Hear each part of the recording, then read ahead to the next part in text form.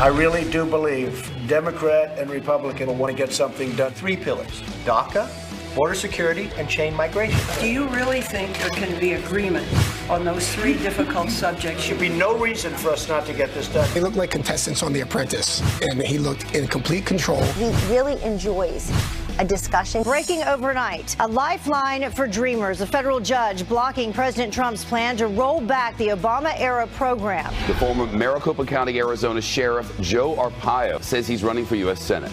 The 85-year-old calls himself America's toughest sheriff. President Trump's attorney coming out swinging, filing defamation lawsuits over the fake dossier. Michael Cohen slapping lawsuits against the firm behind the report, Fusion GPS, and BuzzFeed for publishing it. ROTC cadets getting the thrill of a lifetime, escorting President Trump onto the field. I couldn't have imagined a better end to my college football season. This is a once-in-a-lifetime experience. This is an amazing thrill and something I never imagined would ever happen.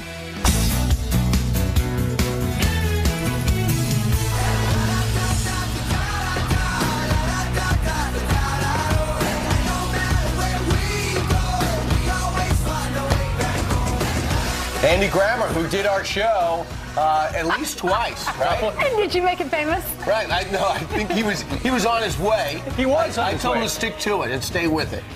Thank you very much for staying with us, and we got a busy day. You know, in that montage, you had one of Brian's guests from the first hour, Eric Beach, who said that when he saw the president there with those lawmakers in one of the rooms at the White House, it was like The Apprentice. And it was, because there you had Donald Trump in the big chair, presiding over all these other people. That is not the image. That's the image right there. He's got Steny Hoyer on one side, he's got Dick Durbin on the other, and they're negotiating. And you're wondering to yourself, at the end of this episode, does he fire somebody? It was great. Even mainstream media was praising him for this because they were seriously negotiating, and we got a bird's eye view of what it's like at the White House. Yeah, the thing is I think the key was they were actually they were unaffected by the camera.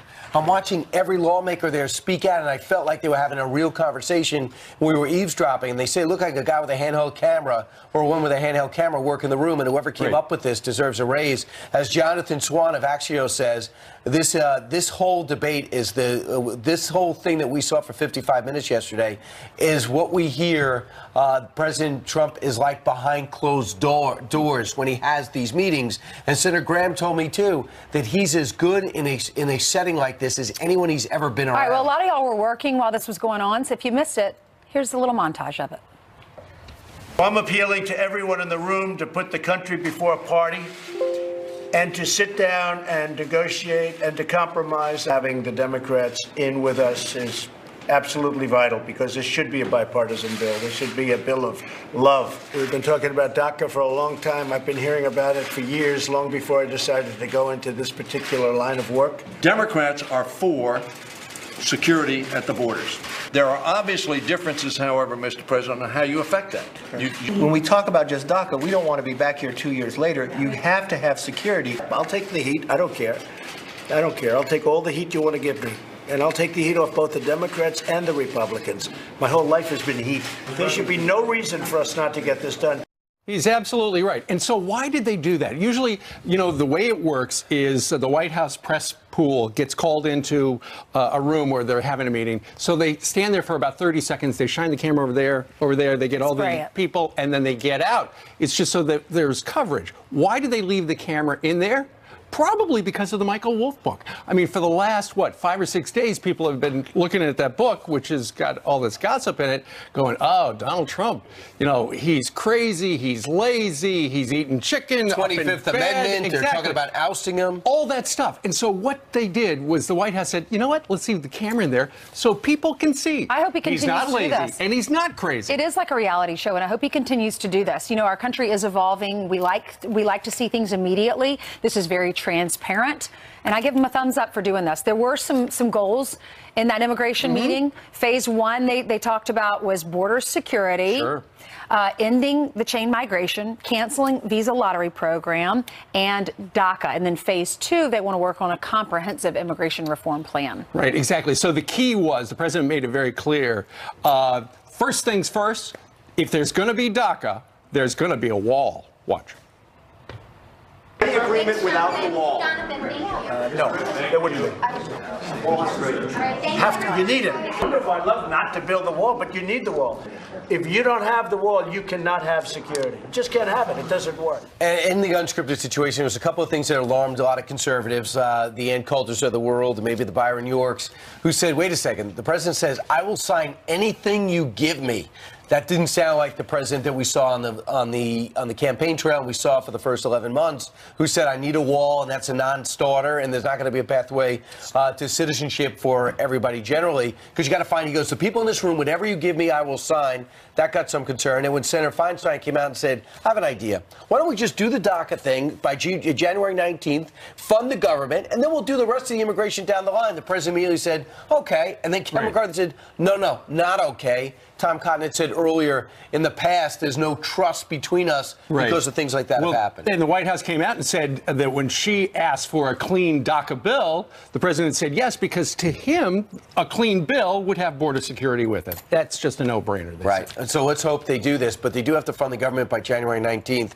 And some are not optimistic it's still going to get done. Yeah. How embarrassing would it be and bad for the country if we have a government shutdown when things like funding the military mean so much? Do you remember we had an interview with the girl that was in the hospital bed after the man shot so many people at that concert in Las Vegas? And the girl, he went to the hospital, he visited this girl, and she said, you know, I didn't like him before, but sitting here one-on-one with him, it made me look at him in a different way. I really liked him. Kellyanne Conway said that's exactly what happened in that room. It allowed America to see what he's really like. Listen to this.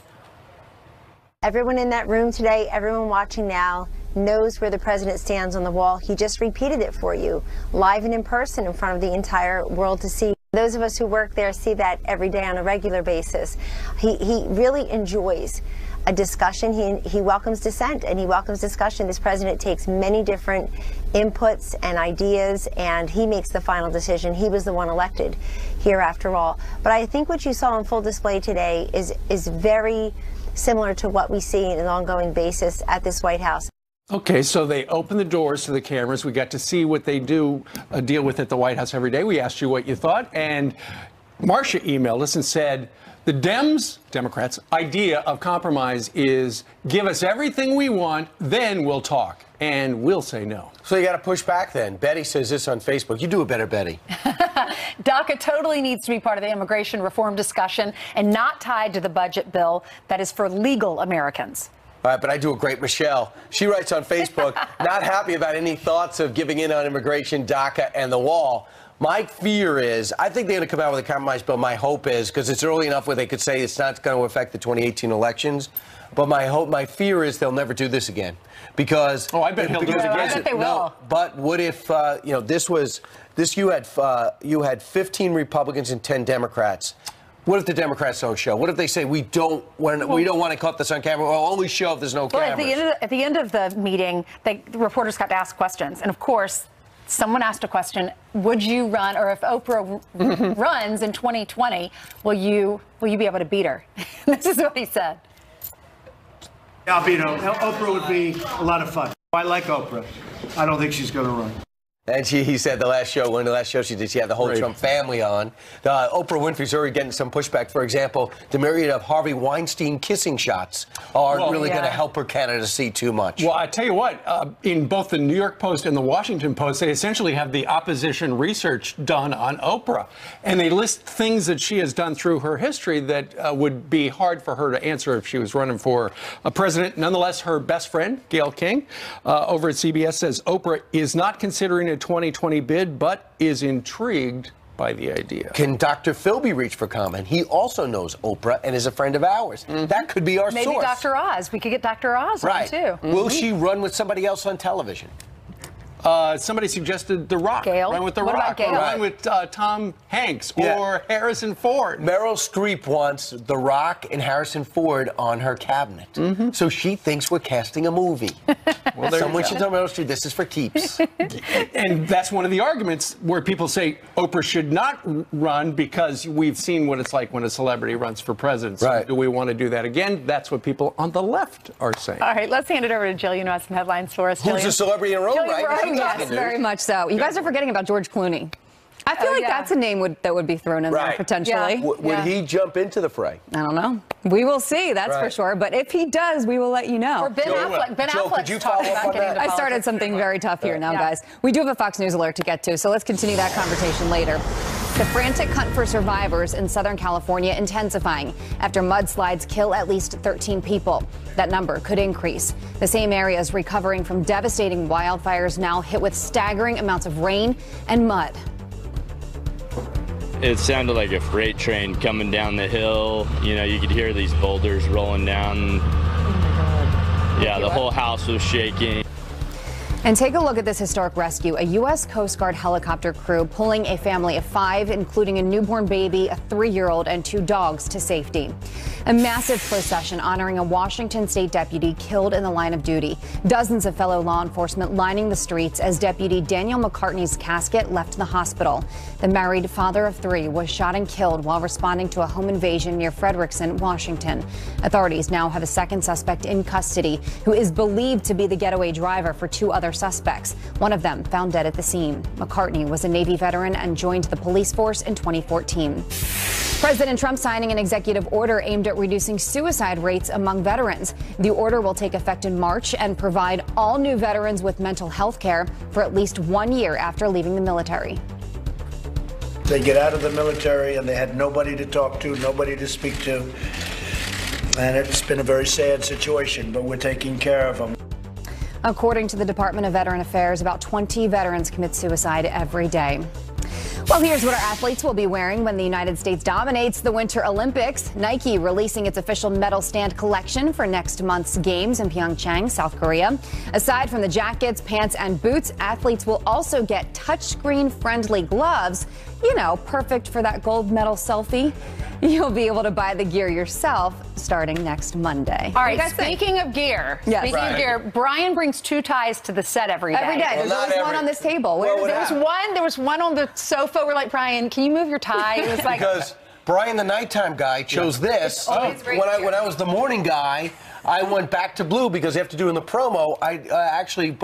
So you thought that the paisley didn't match the stripe? So while you're doing your headlines, he's like, Ainsley, this was the tie I was going to wear. It doesn't work. I'm like, it does work. It doesn't really work. Works, don't you think? It's okay. What's the rule with paisleys? Well, I didn't know there was a rule, but I just know it didn't feel right. So Brian, work this out the night before. Right. I just come with one tie. But who do I dress my? I don't have a full-time assistant like you do who will wear my clothes the day before to see how they look. I just look at a tie. Yep, okay, that so works. Which one, America? Do you like the blue on him or the red? The blue looks great. I like. Former Sheriff Joe Arpaio, known for being tough on immigration, shaking up the race to replace retiring Senator Jeff Flake down in Arizona. Join us right now in his first TV interview is former Maricopa County Sheriff in Arizona, Joe Arpaio. Sheriff, good morning to you. Hey, good morning. At 85, why do you want to do this? I'm doing it for the people of Arizona, for our country, and to support our great president. I was with from the day he ran in July of 2015. I said then that he would be our next president. I guess it did happen. With your long career as a sheriff, what part of that experience would be helpful in the U.S. Senate? Well, you know, 24 years as a sheriff fighting the drug and illegal immigration problem, which got me in trouble. I've had the Obama and Holder zeroing in on me. Took them 8 years to get me on a contempt misdemeanor. So I'll be talking more about that, but in the future. But don't forget, I spent 55 years in law enforcement. I was a director in Mexico City, South America, Turkey, you name it. So I wasn't just a sheriff. So I'm going to take all the experience that I've gathered in my career and use it in the Senate. Do you think you would be using that experience that would be helpful to help drain the swamp? Because ultimately, during the commercial, you said that Donald Trump was a heroic figure to you, and he wants to drain the swamp. If you were in the Senate, would you do that as well? Oh, I'd have a lot of fun. I'm an independent guy. There's no rubber stamps, but the president and I have a good relationship, and that's going to be good for Arizona and for our country. And there's a lot of people that do not want me to go to Washington, including a few Republicans, but that's okay. Well, one of them is the guy who's got the job right now. Jeff Flake said yesterday, he was asked whether or not he would support you, and he said, no. He's not the best forward for Republicans. How would you like to respond to Senator Flake? Well, I'm not going to get into his personal situation. That's another issue. But I know he doesn't like me, but who cares? He's not running. He's saying that I'm not going to last more than a month, that I'll leave. Well, what about him leaving? Yeah. You didn't have the guts to face the people to get reelected. At least I got the guts to face all the detractors, Democratic Party, you name it. So he can have his opinion. I got mine, but it doesn't bother me at all. Well, I tell you what, nobody's got better name recognition down in Arizona than Senator Joe Arpaio. Joe, thank you very much for joining us today. Thank you. Good luck to you. All right, what do you think about that? Email us, friends@foxnews.com. Meanwhile, 7:20 here in New York City. Coming up, this 21-year-old aspiring bodybuilder died just a couple of days after being diagnosed with the flu. What happened? The warning from his grieving family coming up. And a third-grade teacher tried showing the students the power of Twitter, instead attacked for being a conservative. Go to the post office again.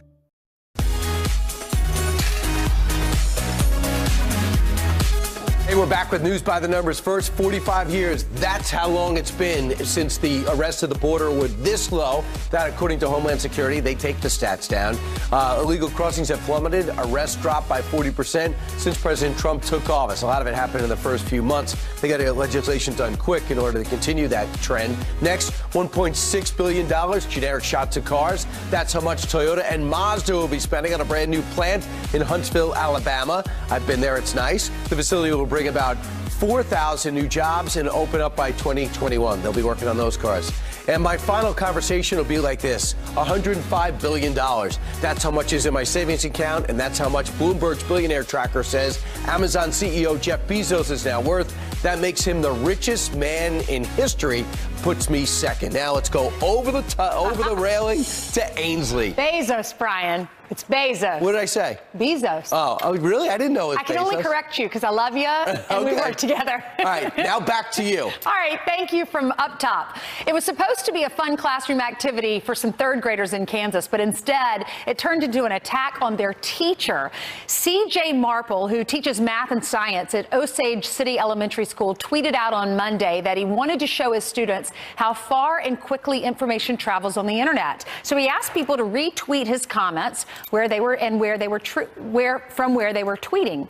Well, the tweet quickly went viral, but when a writer for Jimmy Kimmel Live saw that, she replied. She since deleted it, but she wrote this after seeing some of CJ's past conservative posts. She said, "Your unfortunately ignorant tweets about kneeling football players and your glib retweet of an anti-gun control pundit were read out here to a saddened room in Los Angeles. Best of luck from the other side of history." She then continued, "Please consider the power you have over young minds before taking stands against those who peacefully protest against systemic police brutality that you'll blessedly never experience. Your tweets spread and your narrow ideology spreads too." Well, here now with his reaction is that teacher, C.J. Marple. C.J., thank you so much for being with us. What was your reaction? Thanks for having me. You're welcome. What was your reaction when you read Bess's original tweet? Well, honestly, I was on a bus coming back from a junior high basketball game. And so this kind of blew up and I wasn't expecting it. And so when I first saw that, I didn't quite understand why anybody would do that. But then I kind of started realizing it was Twitter, and that was a thing that happens now on Twitter a lot, is people attack other people. And so I kind of stood up for myself. I tried to do it as nice as I could. But that was really why I did it. And I wanted to respond to her, and I felt a little bit attacked, but that wasn't the purpose of the assignment. So I kind of just brushed it off my shoulder. Yeah, a lot of people are asking what's wrong with being patriotic. You got a lot of support too. Yeah, I did, and that's really cool to see. Being from Kansas, you don't really see all of the, you're not in LA, you're not in New York City, not in DC, and so it's really hard to get to fathom how many people are out there. So to get support from all of the conservatives out there, that was really cool. Yeah, you were able to teach your kids a lesson as how fast this stuff does travel on Twitter. You had 62,000 replies. You were retweeted 181,000 times. Eric Stonestreet from Modern Family retweeted you, and he tagged Adele and tagged the Pope in his retweet. Then Dana Perino, who works here at Fox, she tweeted you back. She said, "I'm tweeting from my apartment in New York City." How did that make you feel? This guy from Kansas. It was really cool. So since I was getting so many notifications on my phone, Twitter kind of shut them all off. So I didn't even really see the Eric Stonestreet or Dana Perino. I got both of those via text message from my friends saying, "This just blow up. You just got all of these notifications," and one from Eric Stonestreet. So it's just really cool. Eric Stonestreet's a K-State guy. I'm a K-State fan, even though I didn't go there. I love K-State. So it was really cool to see a Kansas guy and Kansas State guy kind of supported a little bit. That's awesome. All right, well, you retweeted her, and the Jimmy Kimmel writer. You wrote her back, and you said, "I get what you're saying, but I teach third grade, which is why I did this in the first place. They didn't get the general context things. Therefore, teaching them religion, politics, etc. would be out of place and wrong. Have a great evening," which I thought was very nice. She did take down her original tweet, and she did apologize, which I also thought was nice. She said, "I was wrong, and I apologize. As far as the response to the probably very nice gentleman on Twitter tonight, I think okay to disagree politically and engage with an opposing perspective." You can see there she also said we all make mistakes. So what's your reaction now that she's apologized? No, that's perfect. I'm a third grade teacher. That's what I teach third graders to do. If you make a mistake, maybe she didn't think it was a mistake, but she still apologized. That's the point of it. That's why we have school rules that are behind me. That's why we do this stuff. If you make a mistake, I tell my third graders every day, if you make a mistake, just own it and move on. It happened, move on. There's no sense of dwelling on it. Just move on. Those are great class rules. Will you read them for us? It's be honest, be respectful, be responsible, and be yourself. And I underline be yourself because kids get very upset about not having the coolest shoes, coolest shirts, coolest stuff like that. And I want them to know it's okay. Be yourself is the most important thing to me. And so I stayed myself. I stayed with my conservativeness, and then so she can stay herself, and that's fine. I'm not judging her. I'm not judging. I'm not mad at her. I'm not. It's what she thinks, and that's perfectly fine. I just think something opposite, and we kind of went our separate ways. So it worked out pretty well, and the whole assignment was a real big success. Well, CJ, I know all the parents watching pray that their kids have teachers like you. You seem like an upstanding gentleman. Thank you so much for just investing in the lives of our kids. I really appreciate it. You're welcome. God bless you. Thank you. Coming up, he's the author of the Dirty Trump Dossier, and our next guest claims Obama officials politicized his unverified intel at the height of the 2016 campaign. Former federal prosecutor Andy McCarthy is here to explain. That's coming up next. And think President Trump hates the media? This world leader just walked out of the press conference and told reporters, "Talk to my cardboard cutout. Peace out."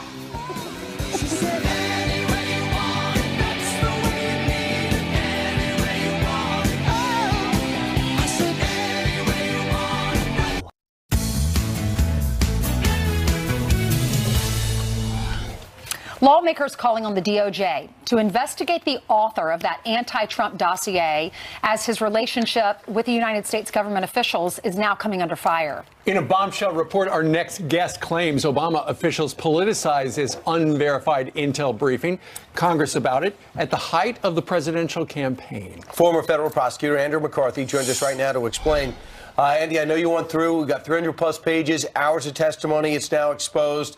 What's some of the things that stick out with you that, aside from the fact that it's been revealed that somebody got killed because of the Steele dossier, what sticks out from you with the Steele and with the Steele investigation?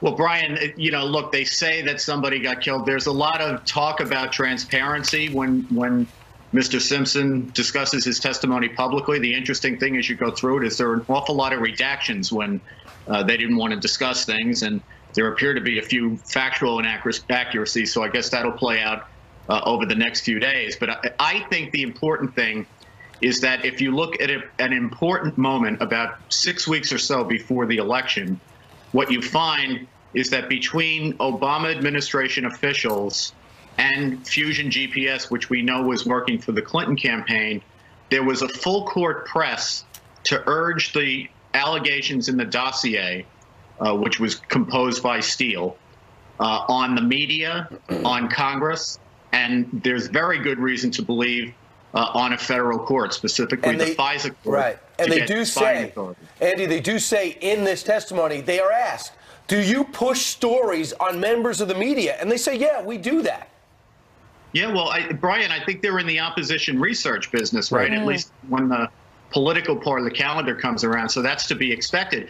And, you know, look, I don't think we would have a problem with that. What's really problematic is that former FBI Director Comey testified in June of last year, so that's 2017, that the dossier was salacious and unverified. And my point is, if it was unverified in the middle of June 2017, it had to be unverified in September of 2016, when they probably went to the FISA court and when they certainly briefed Congress on it. Andy, there's news this morning that Glenn Simpson, he was being interviewed by Congress and investigated by Congress because he co-founded Fusion GPS. And it's come out now. Dianne Feinstein, she released this 312-page document saying what happened in that interview when they were talking to him. And there's news that the anti-Trump dossier got someone killed. What do we know about this? Well, I don't think we know anything yet, Ainsley. He says so. And, you know, I don't think you can take anything at face value. I don't mean to minimize it. It's also, you know, we're in this sort of smoke and mirrors world of intelligence where it's a little bit hard to fathom whether what people are telling you is exactly accurate or not. And look, even if it's true, we don't know why the person was killed. So, you know, could it have been, for example, that the regime there didn't want exposed the degree to which they tried to feed misinformation into our intelligence community and try to rub out somebody who had information about it? You know, my speculation's as good as anybody's. You know, Andy, there are so many moving parts. But it's what it's worth, which is nothing. Sure. There are so many moving parts to this story. And you look at all the investigations on Capitol Hill and the FBI and the special counsel and stuff like that. What does this advance regarding all of that, if anything? Where do we go from here? Well, you know, I think, Steve, the biggest thing right now is the fact that the House intelligence community has finally, after 5 months of stonewalling by the Justice Department and the FBI, gotten its hands on information it's been asking for since August. And what we really need to know, I think, at bottom is, did the Obama administration use unverified, uncorroborated, basically rank rumor information in getting a warrant from the Foreign Intelligence Surveillance Court to conduct spying on the Trump campaign, essentially based on information from the Clinton campaign? That's what we need to know. Right, because the Clintons paid for this opposition research from Kessler, and they say that the Trump administration or the Trump people sent people over to Russia 5 to 7 times, but they never got a deal done, and that raised his suspicion that something might be going on. And he also says this whole thing was unverified, so... Yeah, everybody said, look, Brian, even Steele himself, once he was in court in a libel suit, you know, after being very confident, apparently, when he talked to the FBI and when they briefed the media about this stuff, when he finally got into a forum where his statements would be actionable if he made misstatements or exaggerations, now he says, oh, you know, look, it was just raw intelligence. It was unverified. I never said it was true. It was just for the FBI to go run that down. That wasn't my business. I just reported a few things I heard. Oh, so boy. very different tack now. Andrew McCarthy trying to sort it all out. Andy, thank you very much for joining us live today. Thanks, Andy. Thanks. All right. It is 7:40 now here in New York City. Jillian, they thought he had the flu. I know, this story is insane. So let's go ahead and tell you what happened. This is about a 21-year-old aspiring bodybuilder who is now dead days after catching the flu. The family of Kyler Bogman has a warning for everyone. See a doctor if you feel sick. Within 48 hours of becoming ill, Bogman was then airlifted to the hospital in Pennsylvania, where he died hours later. The official cause of death was organ failure due to shock from the flu.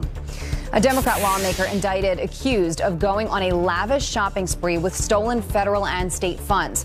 Prosecutors calling Pamela Harris a corruption veteran. They say the New York Assemblywoman bought plane and cruise tickets and even paid off her Victoria's Secret bill with donations meant for children. She's also accused of stealing thousands from FEMA after Superstorm Sandy.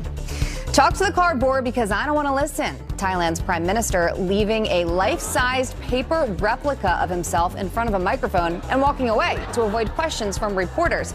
It's just one of 17 cutouts of Prayuth Chan-o-cha meant for a children's celebration. He is known for disliking journalists. In the past, he's thrown banana peels at them and threatened some with execution. He's been in power since 2014 after leading a military coup. That is just crazy. Guys, back to you. Well, that's one way to do it. Talk to that guy. Very two-dimensional. All right. Thank you, Jillian. Thank you.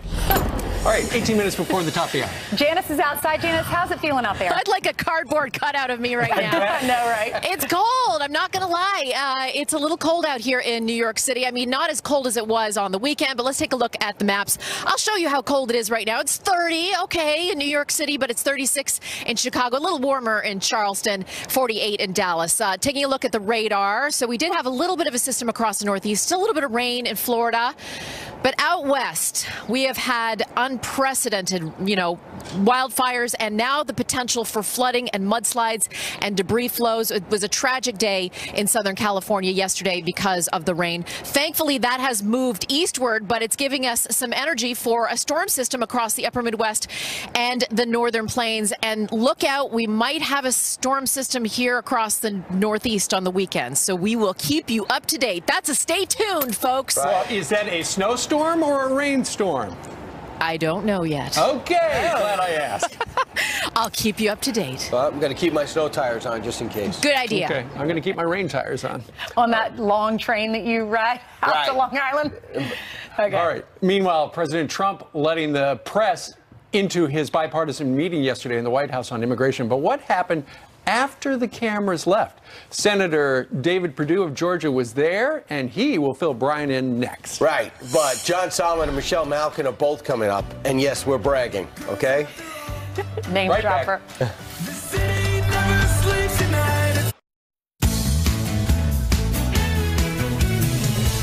President Trump giving the world a rare glimpse of what compromise looks like, perhaps, at least as how it's being hashed out, allowing the media cameras access to a bipartisan meeting on immigration for about an hour. So what happened after the cameras went away, and what was it like with the cameras there? Senate Budget Committee member David Perdue was at the meeting. He joins us now with an inside story. Senator, when did you become aware that those cameras weren't leaving and this was going to be pretty unique? Well, as the clock kept winding to 55 minutes of duration of the meeting, the media stayed in. And frankly, I applaud the president for doing that. I think it brought an air of transparency to a conversation that's been attempted here for the last 15 years or more, trying to solve our immigration problem. So I applaud that. So did you know that they were going to stick around? Did he say, hey, guys, I'm going to ask the pool to stay? No, I think he just did that as he heard the conversation unfolding. I think he felt like it was good for the American people to see this dialogue firsthand. All right, so he just winged it. Senator, what do you think came out of that meeting that we saw? Brian, I think yesterday was a watershed date. I think this president's an outsider. He's a business guy. He just wants to get results on this issue, just like he did on tax. But what we did yesterday is we agreed on two things. One, we agreed on the scope of this current negotiation. We're not trying to solve all the immigration problems here. What we want to do is solve the DACA issue, bring border security to our borders. Third thing is to eliminate chain migration and this archaic diversity visa lottery. And the second thing the president did yesterday was establish a sense of urgency. That's something rare here in Washington. All right, that's fine. So when do you think that maybe the first phase of the DACA program, border security, chain migration, and lottery, when do you think that first phase starts? Are you going to use this funding the government of January 19th as a deadline? No, those two issues are totally separate. I heard members of the other side talk about that yesterday after the meeting, but January 19th is about funding the government. That's another conversation entirely. But what if they won't fund the government without DACA, which I've heard that? Well, we'll have to deal with that as it comes, but that is not righteous. It's not what we should be doing for the American people. What we have right now is a date that we've been given of March 5th, and we're still working toward that date. There are people meeting today. We're going to have meetings today and every day until we get to some solutions on this. And frankly, I think, Brian, we have a unique opportunity that Democrats and Republicans now have a common set I believe, objectives here that overlap. I think we've got a unique opportunity in history to actually get this solved. So when you, your gut tells you when the 10 Democrats left and they met with leadership, did leadership say to Steny Hoyer, who's technically a leader too, what are you doing? We're not negotiating with here. Did Tammy Duckworth the same thing? Is she going to get some blowback from Nancy Pelosi? Was the decision makers actually not in attendance? Well, I think there's always some of that, obviously, but here's what is at play here. 72% of America wants this dealt with. 72% believe that immigration should be based on the worker and the immediate family. Name me another idea or another concept or another issue here in Washington where 70% of Americans agree. This is one the American people are going to hold us accountable just like they are on health care and on tax, Brian. So that's why this president wanted to bring a sense of urgency to the conversation yesterday. Well, I heard it, but March 5th isn't even a real date because you had that court out in San Francisco say DACA stays for now. Well, we're still working against this hard date here of March 5th. That's how you bring a sense of urgency and get things done here in Congress.